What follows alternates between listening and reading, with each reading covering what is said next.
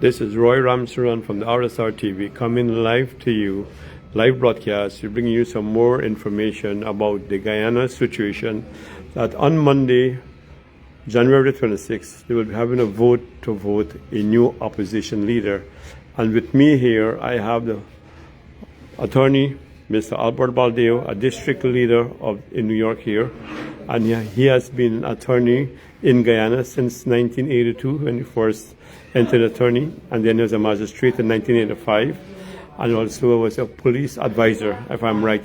Correct. Mr. Albert Baldeo, senior state prosecutor, 1984. Welcome you to the RSR TV live broadcast as we discuss in the big issues going on in Guyana right now about the Azruddin Mohamed, he to be the next opposition leader. So my first question to you is that if you can give us the full meaning, fugitive and fugitive offender. I see. Well, first of all, let me thank you very much for being part and parcel of the diaspora and also the interest we have played in Guyana. Mr. Roy Ramsaran, it's a pleasure and privilege to be on your show. I'm very happy to be able to answer your call, to shed some light on my knowledge and experience in Guyana. My interaction as a district leader here in America with the democratic world. As you know, the world is one, and we have to bring our concepts of democracy and international law, civil rights. All of these things are now interlocked. There's just one international community. And I want to thank you for the work you've been doing for your on Roy Ramsaran and RSR TV. You've been doing a very stellar job in the community. I compliment you and thank you for what you do here. We are on a very cold winter night, expecting 16 inches of snow, and we've yet found time in Little Guyana here to address this topic that pertains to Guyana. But such is the interest that is here in Guyana that this Mohammed issue, as a matter of fact, has taken a life of its own. There's Mohammed mania, Mohammed phobia, everything is Mohammed, Mohammed, Mohammed. And this should not be because the work of the people has become to a standstill or can do better, because that is what government is about. But let's get back to the question you asked. In my view, a fugitive offender is someone who is escaping from the law. I don't agree that Mohammed would fit that definition in the legal law. He is in Guyana. Had he absconded from Guyana and gone to some other country and not been attending his court hearings, then he would be an offender from justice. But here he is, ready, willing, and able, saddled up with lawyers of great ilk and abilities, and he's contesting his charges under this constitutional right. It's called due process. So I would not call him a fugitive offender. If that is defined by that in the Fugitive Offenders Act, that is an alien term that is somehow relevant to that legislation. But in all practicality, to brand him a fugitive or a criminal when he's presumed to be innocent and is actually attending his court matters and fighting the law, I would respectfully dispute that. I hold no brief for Mr. Mohammed. I don't know the gentleman. I don't know his father. But as a lawyer from Guyana and a lawyer from America here and a civil rights advocate and leader, these are my views on it. It should not be just written off or broad brush as a fugitive offender, nor should any Guyanese or anyone else who's attending their court trial and fighting their case. So you're saying that the Honorable Attorney General Anil Nandalal and the Speaker of the House, Mansour Nadir, is using the wrong term word fugitive? Well, I don't know in what context they used it, and I don't want to pick a fight with them, but perhaps they have their own legal standing, they have their own brief, so to speak, for the Guyana government and Mr. Nadir for his portfolio as Speaker of Parliament. Perhaps they're going as to what the definition is per se. But sometimes the definition in law is far from the actual reality. I'm giving you the definition from a practical legal standpoint, not from the book definition. Or even if you went to the Oxford Dictionary, I think there was a doctor in Guyana, another lawyer named Todd Dex or something like that. He also has shown it as a contrary thing. But in the criminal law and the criminal jurisprudence throughout the world, I think that the word fugitive should only be restricted to one if and when Mr. Mohammed absconds from the legal process in Guyana. Then it should be deemed a fugitive. So my next question is, in the Guyana Constitution prohibits Azruddin Mohamed to become opposition leader, even though he's sanctioned by the United States of America? Yes, you see, Guyana is a sovereign country. It is territorial integrity. For example, our president in this great country has also had problems with the law, but yet he is ascended to the most important status and position in the world. He's the most powerful man in the world, despite those convictions. Mahatma Gandhi went to jail and still was revered and became one of the greatest men who ever lived. Cherished Democracy went to jail. Nelson Mandela spent 27 years in prison, and yet he became the first prime minister, black prime minister of South Africa. He made history. He's a living legend. Martin Luther King, all these great men have had issues with the law. Sometimes the law is not what it should be, and sometimes the law is used as a weapon against folks. You had lawyers who went to jail, Ramesh Maraj, you had Basu Pandey, you had Cherry Jagan, you've had many great people who have had to endure these embarrassing situations or these vindictive situations. But yet they've risen over them. Such men are heroes. And so your question is, how did you phrase that question? If the Constitution prohibits Azruddin Mohamed to become opposition leader. Back to the Constitution. So far, Mr. Mohamed has not been found guilty of anything. If he were to be found guilty, it's only if he has exhausted his appeals and he's found guilty according to the sex. And that's a great question you raised. According to the Guyana Constitution, which I want to make sure I talk from authority.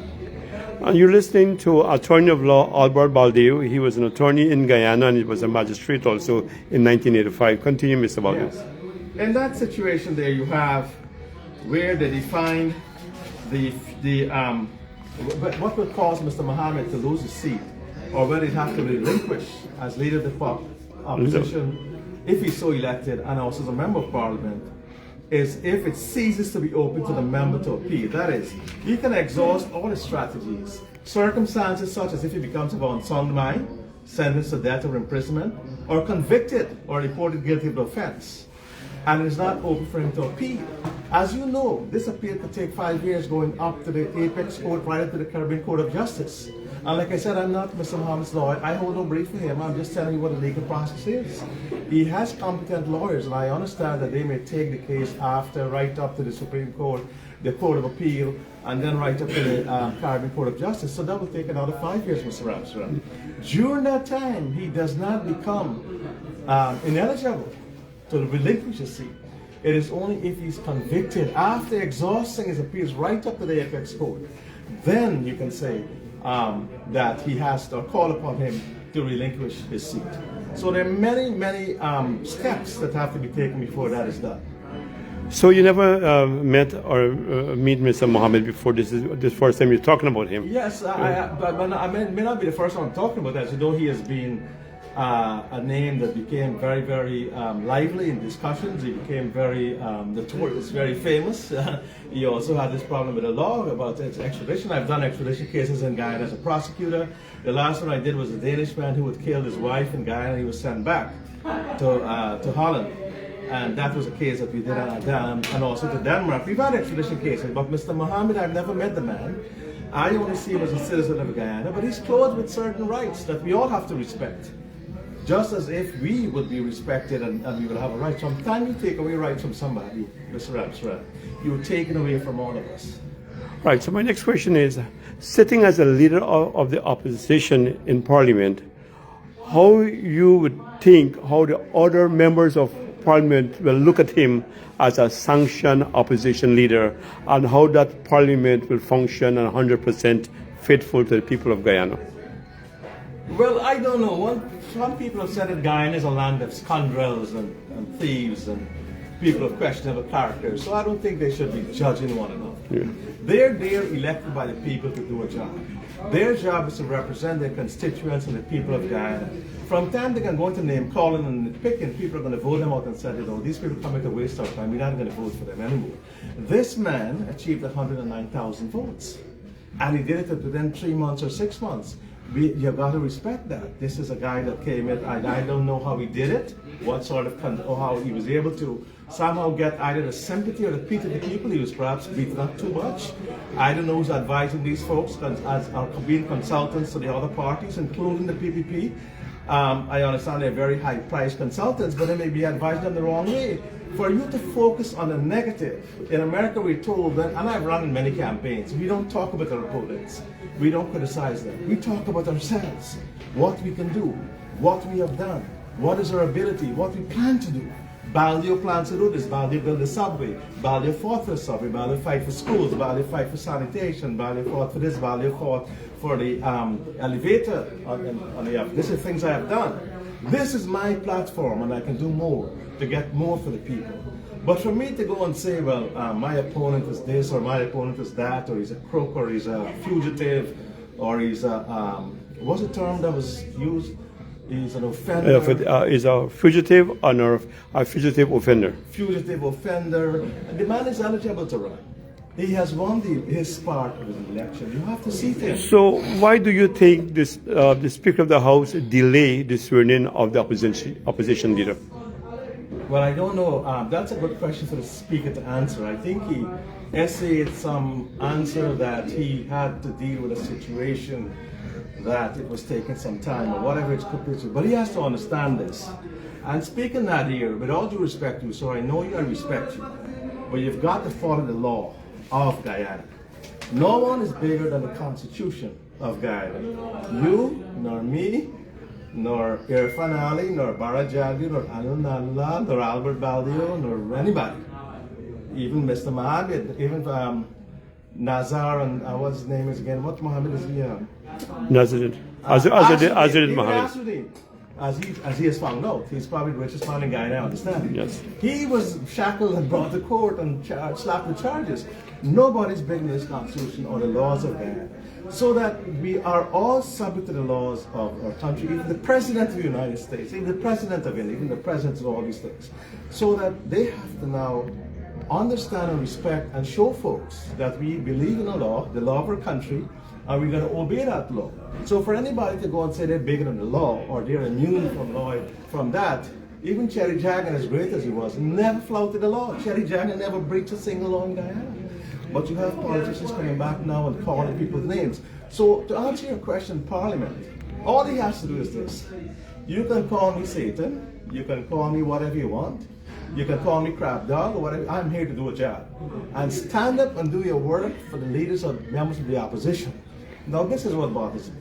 The PPP has gotten 36 seats in this last election. Right. Moving from 33 to 36. We have, and I'm a member of the PPP since I was born. We're the members of Jagan Party, members of the club. So there's nobody in Guyana who's more PPP than I am, Albert Baldeo. So we're that. I've got medals from Cherished Democracy on my walls in my office, commending me, complimenting me. I never got anything from the PPP. And you're still a member of the PPP? And I'm still a member of the PPP, and I'm sympathetic to them and I've supported them. So don't think because I'm trying to correct an injustice or a misrepresentation of the law or a bad situation we got ourselves in as Guyanese, or something that divide our country, that you could claim, oh, Baldeo is this, and Baldeo is that, and Baldeo is now PNC. No, it's not.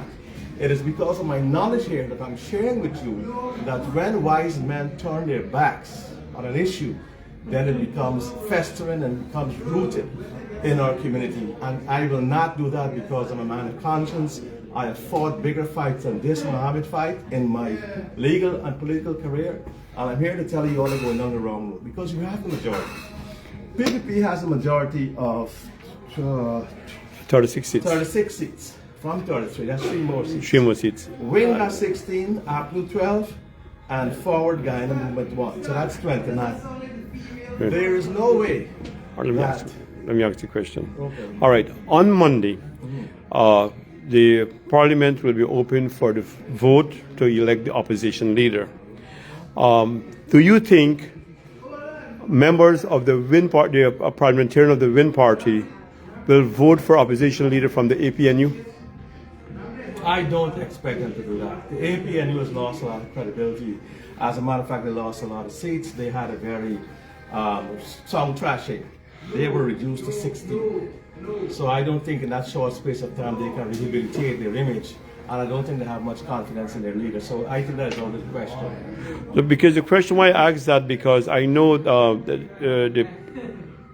this entire whole ordeal with Azruddin Mohamed is because he was sanctioned by the states, and they don't want a sanctioned man to be in parliament.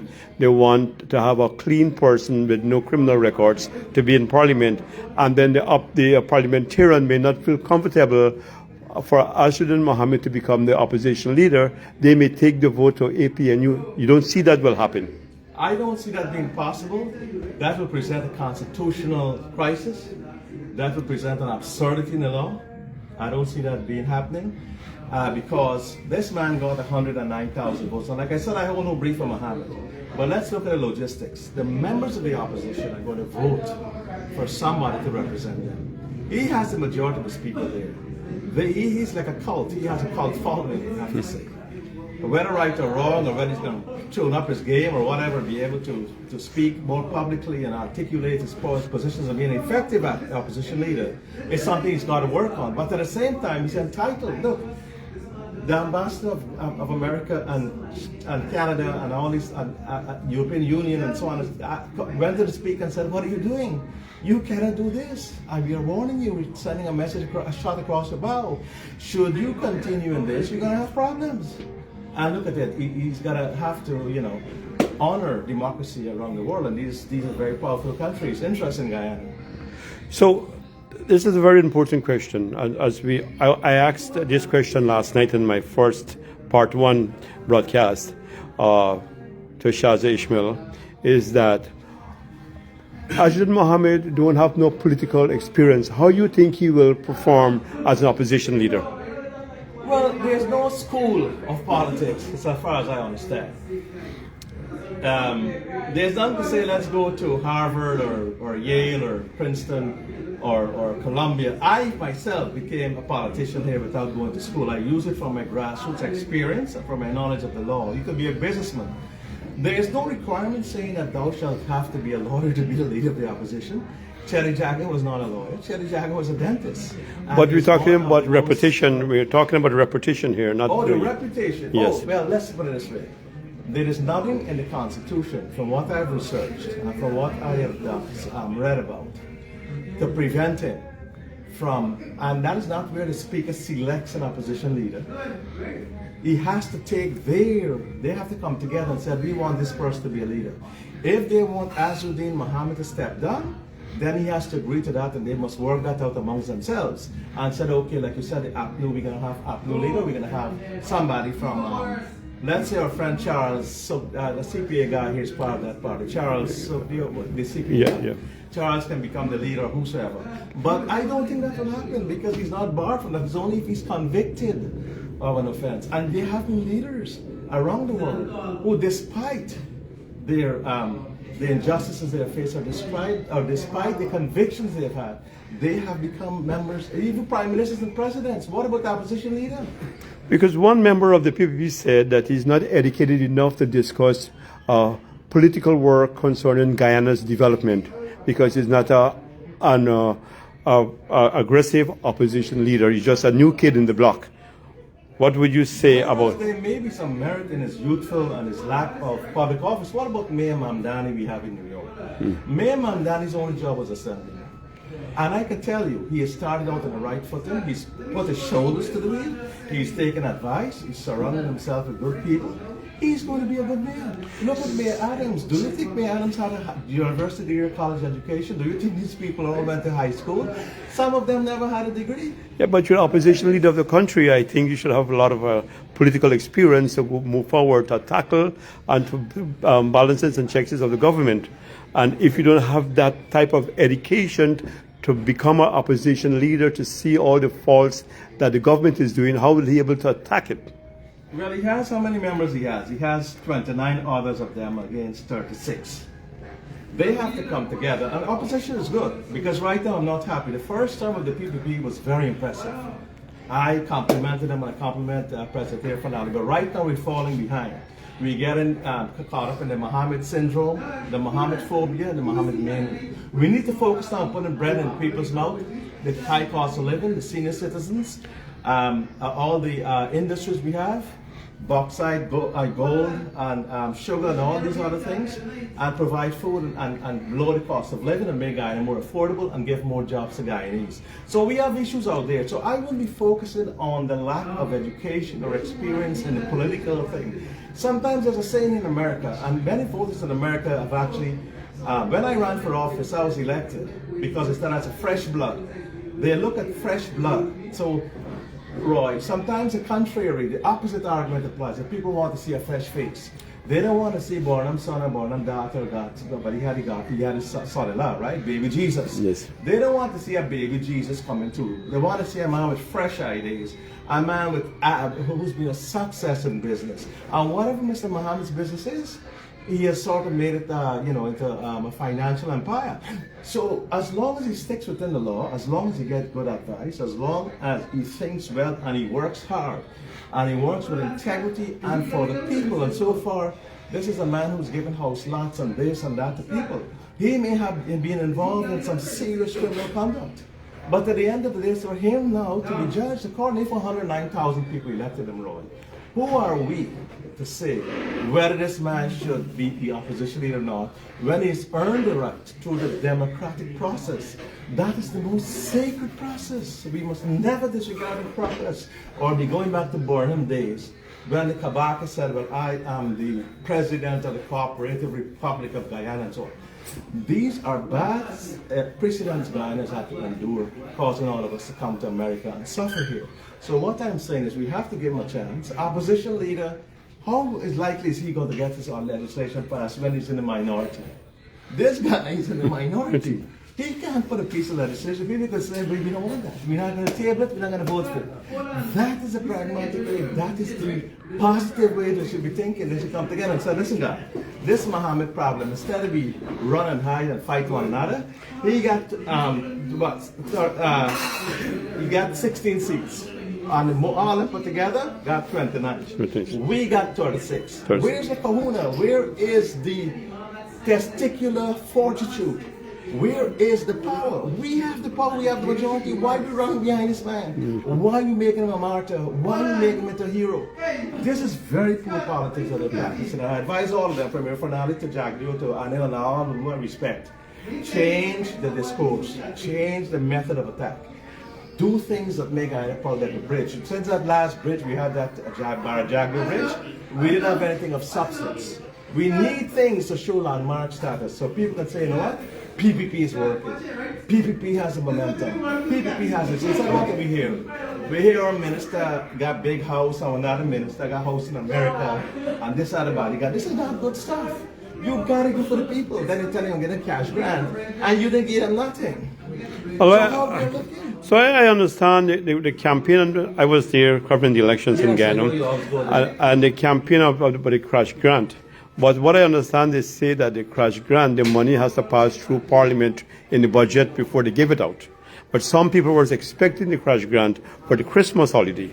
So I know if they do that without Parliament, it will be a big issue with them and the opposition. And that's one of the reasons why I think they didn't give out that crash grant, because the money didn't pass through the Parliament and debate on it before it passed to deliver that crash grant.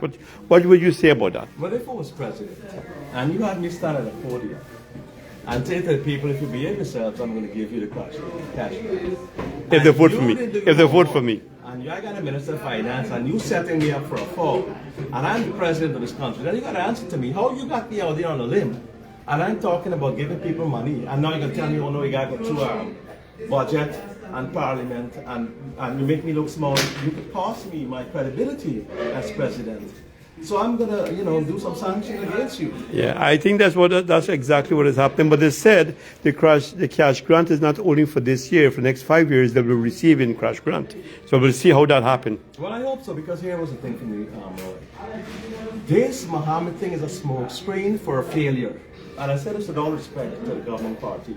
Because I'm an old PPP, I borrowed a copy in my mouth from the other. We embrace the PPP. My father always worshiped Cherished. But you cannot continue to go down this road, the party of Cherished, and I am not delivering for the people. We love the PPP, but we want to see more for the common man. The small man must be the real man. He must never go hungry. He must never don't got house and sleeping in the streets. He must not get the electricity, he got water, he got this, he got that. blackout and all these things. You gotta do for the people. You have the money. Oil well is going, the money is going in the oil well. Wake up, Guyanese. Whole of it. This is not the whole Guyana. This is a rich country, one of the most thriving country in the world. So let us deliver and lift everybody up, lift the poor people up. Don't take the shirt out of their back. So what you would like to see happen on Monday, on the election day in Parliament, January 26th, Monday 2026? Strict business. According to the Constitution, whether they like it or not, I'm no fan of Mr. Mohamed. I've never met him, and I don't hold a brief with him. Don't make it a big hullabaloo at the end of the day. You got America calling you, you got Canada calling you. What happened? What happened? You're supposed to elect that man. What's going on? You're only making him a martyr. You're prolonging an issue that makes you look small, or ignorant. As a person, you're making all these foolish remarks, which you have to walk back. So, put him as the leader of the opposition, if they so agree. If the government said, listen, we want Aubrey Norton, or we want, call another member the win. Let me say, Tabitha Sabri, yes. Tabitha Sabri. We want her to be thinking, I would prefer Charles Sugden because he's from America, he has the experience. I know Yes, Charles, I was okay. just joking. But whosoever they agree, swear that person in. You have to swear them in according to the Constitution. Now, when you've done that, go into the business of the people. We have already behind in time, start dealing with the budget.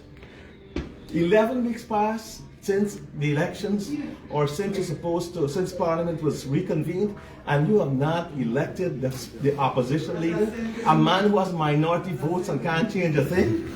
Preposterous. So let me say, you have 16 seats. The Speaker of the House or the Clerk of the House can actually say, we nominate a different person to be the opposition leader. Well, if he wants to be a laughing stock, more of a laughing stock, he can do that. Yeah. But if he's going to allow wisdom and integrity to prevail, I would advise him, whosoever he is, elect who the other people call. You didn't even win a single vote in an election.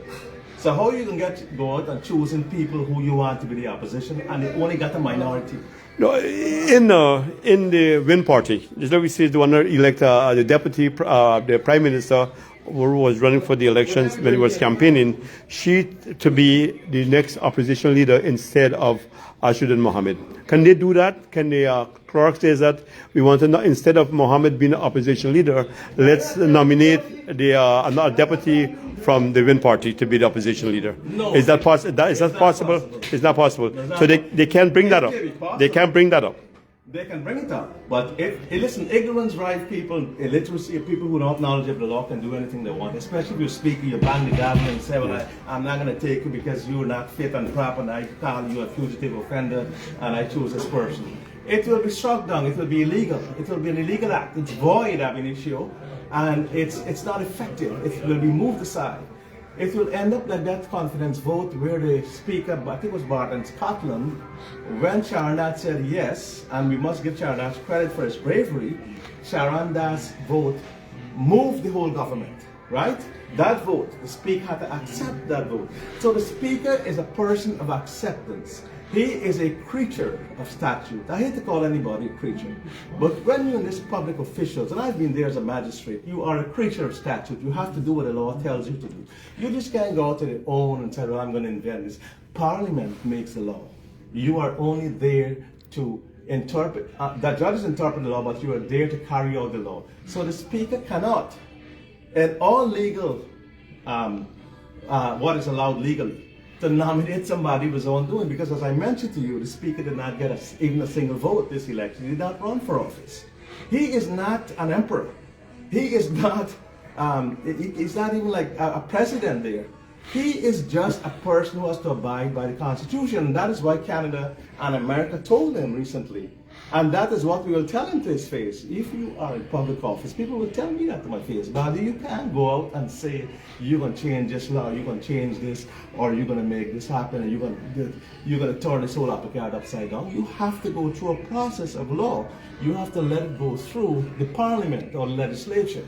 So when he said there's no opposition in America, speaking that, he was wrong, because you have the minority in Congress, you have the minority speaker, who is Democrat Chuck Schumer, you have in the state Senate, and then you also have in the Congress, Congressman Hakeem Jeffries. So we do have an opposition in America. So I I wanted to put the record straight that he misspoke. And perhaps for lack of a better term or for lack of awareness, I don't hold that against him. But try to get the right advice before you step out on a limb and said, oh, you can't do this or you can't do that. I say this or I pronounce this. There's no Roman emperors here. So here's my next question here. What I understand is that the APNU, they're saying that they're trying to work with the Azruddin Mohamed to them to have a very strong force opposition in Parliament. But Azruddin Mohamed is not reconnecting with them, and they feel that they may not give him the support when he goes to Parliament. Now, what would you want to say about that? Well, that should be so. You know, why Parliament should work according to the issues before them. They should not work because we want to oppose the PPP. We should not say, oh, we got to oppose the PPP because we don't like them, or because of this opposition. If there's an issue that they agree on, the APNU, then you should vote to the PPP. Same thing with WIN. But they should not say, now it reminds me, I'll give you a cricketing story here. If Joe Salmon had gone to Frank Warren and said, I want the bat before Rowan can't hide, it's the same thing with the PNC coming and said, you know what, who's seat again now, 12? With the 12 seats, we want more recognition span of that 16. It's not going to happen because you don't have the juice. The juice, don't have the juice. You're batting from a low position. Your megaton structure is weaker. All right. You're flying a canoe, this man got a boat. So we have a few more questions before we bring this live broadcast to an end. What message you want to send out to the APNU? APNU they have a lot to be done. APNU is not no great party right now.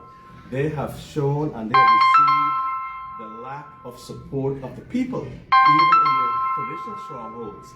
They have been diminished to 12 seats. So they got to build now.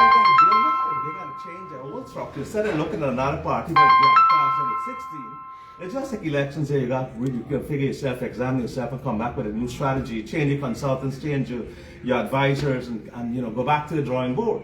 They've got to now change, Roy, to a more effective party. A party that will not be cussed out and cast away and said, this has always been Burnham people. This is a racist party, this is a that party, this is a that party. They've got to bring the strategy up. They're good people in there, don't get me wrong. But now they have to discover, is this the right leader for us? Is this the right advisor for us? Is this the right whip for us? Who should we choose? Who amongst us here can we have? And what message do you have for that FGM party with that one seat? Amanda Desir. She said if they don't elect the opposition leader Monday 26th and during the budget, she's not going to attend Parliament. But she's only one seat. But what message you have to her? Well, listen, Amanda seems Maziria. to be a person who has her head in the right direction. People said that she tried to jump the gun, and we have always been told here when we run for office, I ran for state senate, they told me you jump the gun, you have to start at the bottom and come on. I respect her because she's trying to carve her own niche. But at the same time, she got to understand she only got one seat. And therefore, she can be a voice. And against on issues, if she doesn't like an issue with the APNU, then she can vote WIN or PPP, go with that caucus. Guyana, I am telling you, members of Parliament of Guyana, you've got to stop looking at party colors. You've got to stop just going like sheep running in one direction. You were elected by different parts of Guyana. There are different issues that affect them. There are issues that have priority. Rice farmers in Berbice, the oil industry, people needing house lots, people needing food, and so on. You got to go with the issues that best suit your community, and sometimes that means going against your party. Look, over here we have folks who go against their party. Many folks, and they still keep the seat. They become independent and they stand on their own, they become stronger. I'm not saying to be a wayward person because you want press coverage. All I'm saying is that you have to be able to articulate the concerns first of the constituents who elected you. The people, before you just blindly said, all who vote this and raise your hand, and they're going to vote like that, locked in lockstep. Lockstep don't work anymore in democracy. It's a participating democracy. And therefore, those that show independence should be rewarded by the Guyana population to use them and to go with them because these are independent thinkers. And Guyana needs that. And the next question is, what message you want to send out to Azruddin Mohamed and the WIN party members? Azruddin Mohamed must be in a very tortured state right now. He's facing all these charges. He's a young man. Every day you read some slap dunk from somewhere. There are many serious allegations against him. He's got to look within his own mind and tell himself, what can I do to help my country? Am I in this because I want to escape justice or escape the extradition, or do I want to really help my people? These are questions only he can answer with a straight face, looking at himself and in his inner mind as to whether he wants to continue. Now, he can bring this thing to an end. He can say, I'm going to resign, let somebody else do this thing. I am a millionaire, I had enough, and I never do this anymore. But he has the right to contest it. He has the right to fight it. And so far, I think he has been making a lot of headway in this case. We got to drop the charges in Guyana. And if this extradition doesn't go through, I was a prosecutor before, it will not be easy to say, oh, well, you got these other charges in Guyana, let me bring them back. No, those charges were withdrawn. There'll be a big fight in the courts about that. And there are many cases which can say, you can't bring back charges you have dropped. You should have put it down, but now you have dismissed them. So the principle in law is res judicata. Those matters have been finished. This other Guyana charges, you can't bring them back. And if he beat the extradition, then he walks away a free man. If, however, he's convicted, it could signal the end for his career. Why? He will be physically removed from Parliament, coming to America, and therefore they will have to find somebody else. That is the end result, that they have to allow the process to play its game. You just can't go out and call a man fugitive, this and that and so on. At the end of the day, justice will rule. Either the magistrate or the court, which have the jurisdiction to try Mohamed, will tell him, Mr. Mohamed, you've got to be extradited. After his appeals have been exhausted, might take 4 or 5 years, then Mr. Mohamed will be a plane like Maduro to America. And he will have to lose that seat, give it up, and somebody else will get it. But you can't jump ahead 5 years down and take away the man's rights. That might end up with him, and I'm sorry that happens to him. Any Guyanese, anybody that happens to that.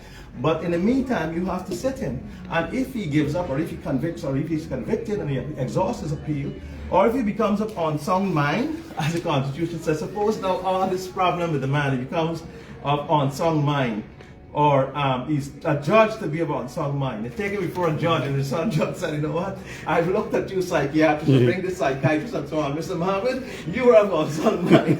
Therefore, you have to decide. Good luck with that one. Sentence to death or imprisonment. If you get a sentence of death or imprisonment, and that's the period, suppose I was lawyer didn't file the appeal in time. Suppose things happen, right, and some lawyer probably get bought off, or he's very negligent, and he didn't file the man's papers, and hence he has no appeal before the court. Then that conviction will stick against poor Mr. Mohamed, and he got to come to America, and that's the end of Mohamed. Or convicted or reported guilty of offense, and he exhausts all his appeals. Suppose now the court of appeals, suppose a lawyer now jump something and then the court said, no, Mr. Mohamed, sorry, you'll be fine, you're guilty, you got to be extradited. Right, so now with all the issues and problems we're facing between the Mohamed party, the Win party, and the PPP party because of its extradition and its sanction, all these things, what message you want to send to the PPP? The PPP get back to first concepts. Get back to the business of the people. Put this Mohamed process to the legal arena where it belongs. This man's fugitive status, this man's innocence, this man's guilt, this man, whether he bucked a slack or whether he tight or all these nonsense I've been reading about, deal with that outside of here. We are not here for that. This is a sacred place. This is Parliament.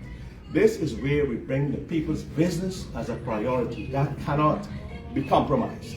In all countries, democracy and parliaments occupy the highest stratum of society. So get serious. Gentlemen of my cabinet, I'm going to reshuffle you today.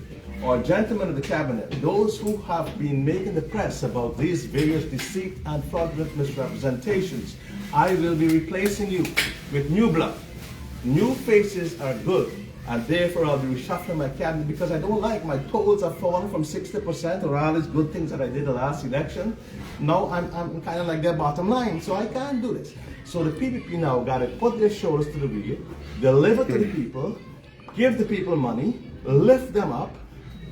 Those who are thieving the money, get rid of them. Those who are barefacedly showing wealth, unjust enrichment, you call that. Barefacedly, just like in America, them stock dealers and congressmen who flout in the wealth and so many fancy cars and so on, they usually kick them or send them to jail. Is that they have to now get back to the business of people. You got a majority. Nothing is stopping the PPP from fulfilling its mandate. This budget come, give the people the money. We got oil. We can't use this Mohamed facade as a reason for failure. because we have not done anything this year. And I'm a PPP man, I'm telling you I'm not happy. All right, so another important question. You think we have seen what the Mohammed has been doing, exposing ministers for financial gains and huge properties and trying to get answers where they get all this money to build these huge palaces and all these things. You think Azruddin Mohamed is taking revenge of the PPP or the PPP is taking revenge of Mohammed? Well, politics is a dirty, vicious business, Roy. And that is played out in Guyana more like a soap opera or a soap box. But in reality, it's people's lives. Remember these people that used to our glasses together. These people were more close. I never met Mr. Mohammed. But from what I understand, these were the closest of buddies. These were people you couldn't even put a straw or a thread through them. They was that tight. Now, in the bitterness of it all, they are now sworn enemies. They're trying to chop off each other's head. So I think they should sort of like leave that thing in the domain of the of where it belongs. This is serious business. The speaker, you see, the speaker has a lot to do with this. Speaker can't go off and tolerate nonsense, Mr. Nadir. You've got to be able to control that parliament. And said, we have a budget. We're dealing with economic issues. I don't want to know who's sleepy, who thief money with it, and blah, blah, blah, blah, unless it is tabled as an unjust enrichment investigation or whatever. Stick to the issues, you know, and control everybody, whether you're PPP or PNC, and you come with nonsense, then stop them in the tracks. You got to be a strong speaker. We've had strong speakers in Guyana, and we should do this sort of like making the place like a joke.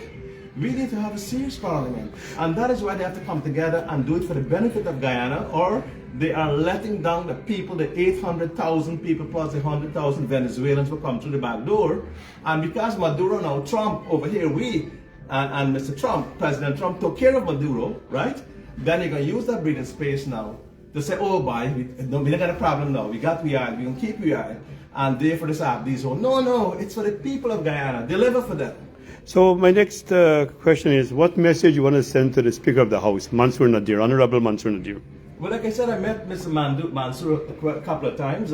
He seems to be a very honorable man and a very, well put together individual. He has been long in politics, but I think everybody at some stage has to reassess themselves beyond friends and friendship and these sort of things. They have to now. Like we got Ramsaran 2.0, you gotta get like Mandir or Baldeo or Irfan Ali 3.0 or Barajadjo 4.0. You can always make yourself better. Cherry Jagan and so on. They always made themselves better because we did think of an idea and they try to implement it. He's got to now go back to his inner conscience and said, well, have I been doing a credible job as a speaker? Am I earning the respect of the people? Why are people calling for me to be thrown to the wolves? Why are people asking for me to resign? How can I best show that I am a capable speaker, worthy of all the speakers around Karan and Zephyr and Says Narayan and Barton Scotland and all these people before him? He must look at those names and says, how can I be like these people? Of course, some of these were colonial people. So why must the white man at the top be better than me, a Guyanese? After all, we have to show that we have earned the right to independence. So he's now going to tell himself, I've visited all these countries, I've been to all these forums, let me be a better speaker. From time you come with nonsense, you hit them whether you're PPP or PNC or after wherever you come from, that is not allowed in this parliament. So actually, the international community break the ice. They're the one who come out with strong message to the government and to the Speaker of the House that they should put Azruddin Mohamed on the vote for the opposition leader. That's how things change for January the 26th, because nothing was saying until now. After the election, September the 1st, then the parliament convened on November the 3rd, and all the way down to middle to close the ending of January, because the 26th is election day. So what you want to say to the international communities, which includes the American ambassador, Canadian ambassador, ambassadors from Europe, what you want to say to these ambassadors that break the ice? Well, I want to compliment them, but also to tell them is that, hey, we are a sovereign country. We are independent. We can't go to your country and do that. But we accept what you say. We guilty here. Mr. Mansour overspoke. But don't think it's going to be a practice where you're going to step over the line and come tell us how to govern this country. But we accept what you're saying. And having lived in America and seen all the racism here and all the perverse things that go on, I'm in a position to tell you that they are not necessarily going to do the right thing where we are concerned, even in our own country and in our own backyard, Roy. So therefore, I compliment what you're doing and thank you for keeping out for democracy. This must also apply. And they've applied it to to Azruddin. They've put in sanctions on him. They've put sanctions on him. They're trying to get him to America when other cases have not been tried. So, you know, you just can't be just stifling one person there. If you need an helicopter, a big ship for carrying everybody in Guyana there, because it seems like a lot of individuals got to be in this extradition thing and bring them, fly them over here like Maduro, then you got to bring them, you got to clean house. You just can't bring one man. And this one man said, but look at this one got there, one big mansion there. Look at this one got property in Florida and Georgia and so on. Look at this man, he got this in the house and so on, all these names. There must be a public integrity commission to trash out and to bring credible evidence as to who's doing what. And therefore, there have to be investigations as to who should no longer be fit for public office. Listen, you can go in and make a lot of money. You work hard as a private guy. I make money in real estate. There are always avenues. You just can't go in there and because you hold a position of importance, for example, a firearm license, you got to give me 10,000 US or 15,000 US. That is not how it's supposed to be, and you even got a need for it. What I'm saying, we got to now respect ourselves. We got to respect our people. We got to respect our integrity. That we, as a country blessed with oil, shall not be a shame and a disgrace to the rest of the world. Allow us to get this foot-and-mouth disease, this Dutch disease, this Nigeria problem, and follow all of them. So next 10 years, you come with a boat and say, the oil done, can you send me a barrel? Come and bother us here, guys. Who got to find $4,000 a year more for cost of living? Got to now send barrel that we always did to Guyana. Call Congressman, call Black Caucus, call Trump, call Secretary of State, call this Baldeo, Guyana need help. We cannot be doing it all the time because, you know, we are being used. And Guyana is an independent country. Guyana has to be proud. Be proud of yourself as Guyanese. Listen, look at how we dress here. You think you can come and live 6 months of the year dressed up like this? And I am in a sheltered building because of the snow. You know the things Roy and me and all of us who come here never got a dollar or a dime from Guyana? Build this, then I got to cherry jagging them and born and name it for call. Right. We got to call our own name. We got to work 7 days a week. We got to work 24/7. None of you could come and do that because I understand you guys work 4 days a week, Tuesday, Wednesday, Thursday, and that's it for the week. I know what's going on. So getting back on this question here, I've seen many reports and media's report and so on that they're saying in 2030 the next president going to be Azruddin Mohamed. Now, what will you think? He's not an opposition leader now. On Monday, they're gonna have a vote. He will become the opposition leader. You have 5 years to prove himself, to win over 850,000 people in Guyana to become the next president of Guyana. Do you see that happening? That he will be a Guyana president in future? There are two things that cause him this. His humanitarianism. He's spending his own money and his resources to show he has a heart for poor people. That covers a multitude of sins. I would say this again. You think he was doing that to get more popular, to get into politics, to build his popularity? Apparently he was doing it before, but whether he did that to get into politics, it's fair game. That is the name of the game. If a man can get votes without bribing somebody and say, well, vote for me because of this, but I heard some things like that happen. I don't know. I don't want to put my mouth where I don't have the evidence. But what I'm saying is that apparently he has a humanitarian, altruistic thing about him. And the Mohamed family have been helping a lot of people. I see that every day in the newspaper. And one of his things is that if you follow the law of averages, if within 3 months a man can get 16 seats and 109,000 of that 400,000 to get half, to get over the majority, right?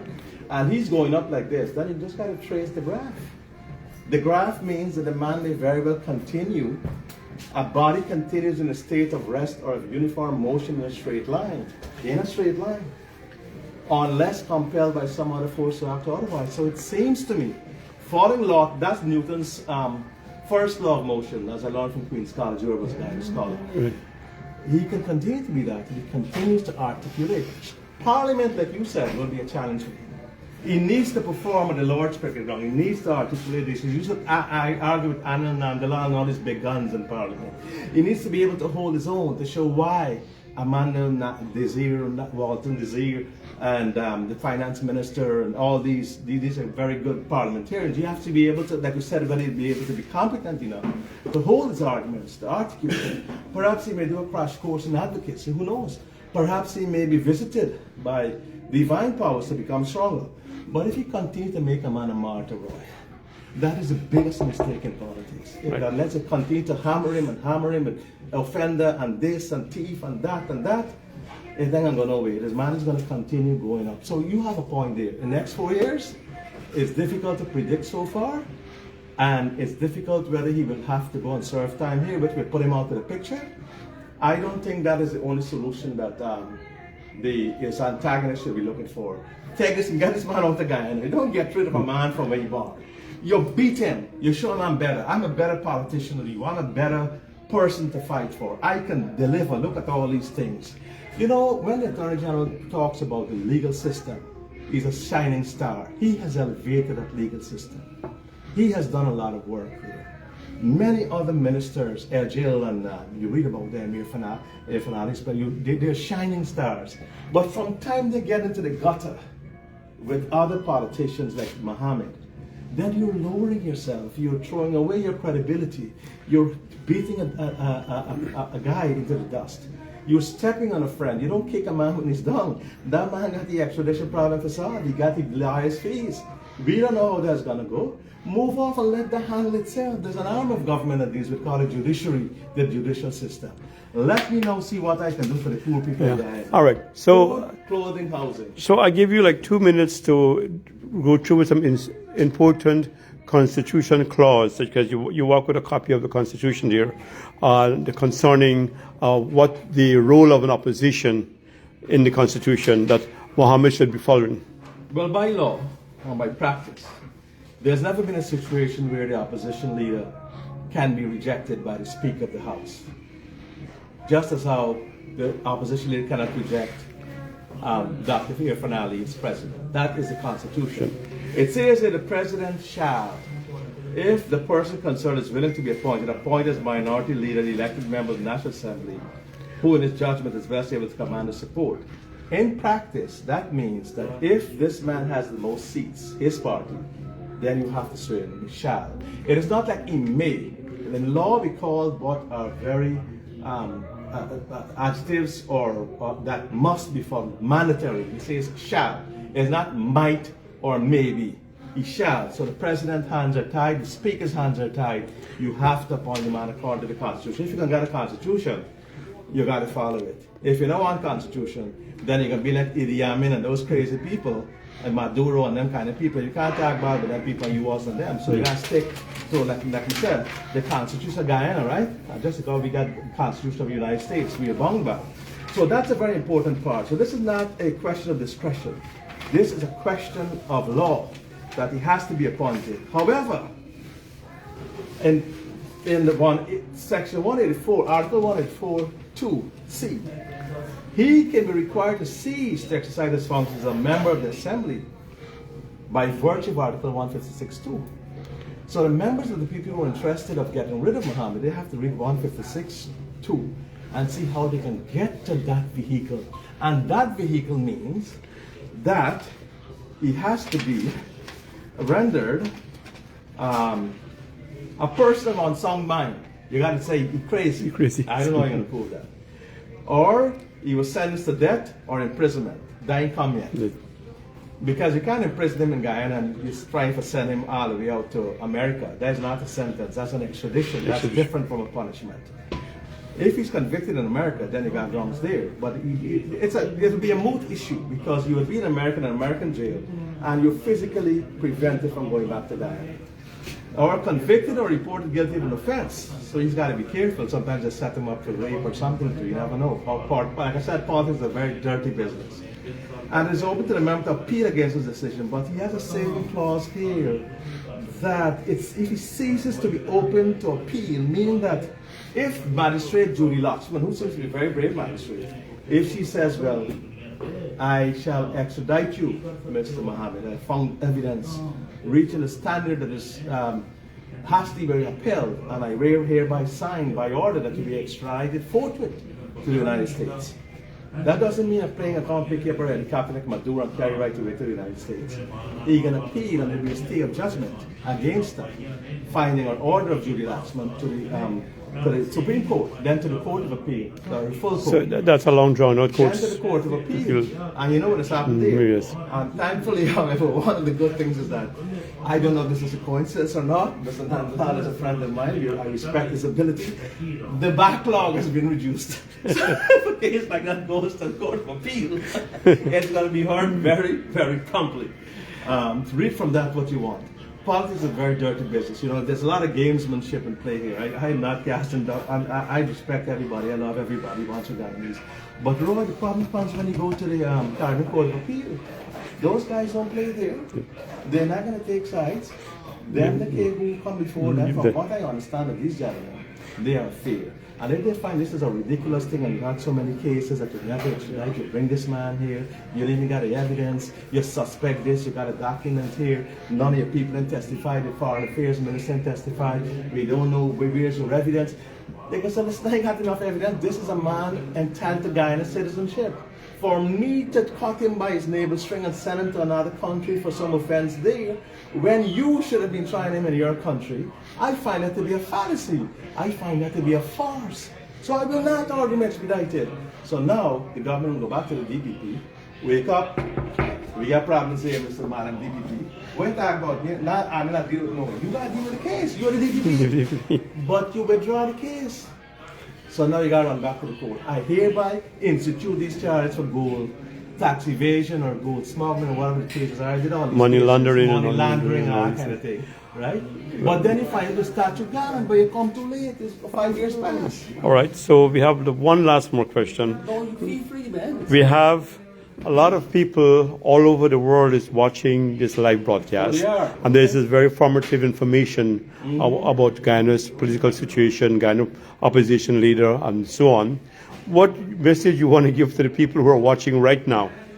I will tell them, be fair. Listen, we're all Guyanese, we're all Guyanese American, we've had our own issues in life. We want to see justice done.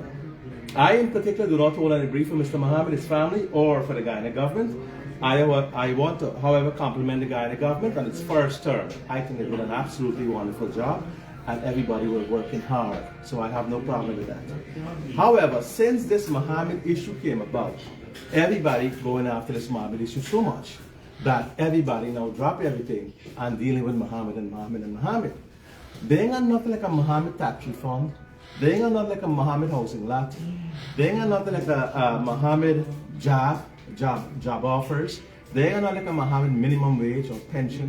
They ain't got nothing for Mohamed, named Mohamed, that's going to help, although he can't provide the money. The Guyana government has to use that from our resources. So when we talk about 2%, look, too early when my hair run dry, right? Then I got them oil this soon, they're going to run out. So we have to look at our failures. When we are looking that way, these people are laughing at us, Exxon, and said, yes, they may even put money to stoke the Mohamed fear, the Mohamed fantasy, the Mohamed, Mohamed. And this time we carry away all the oil this side. And you all fight with Mohamed that side. And the oil is moving. Eat killers, enjoy your movie over the side.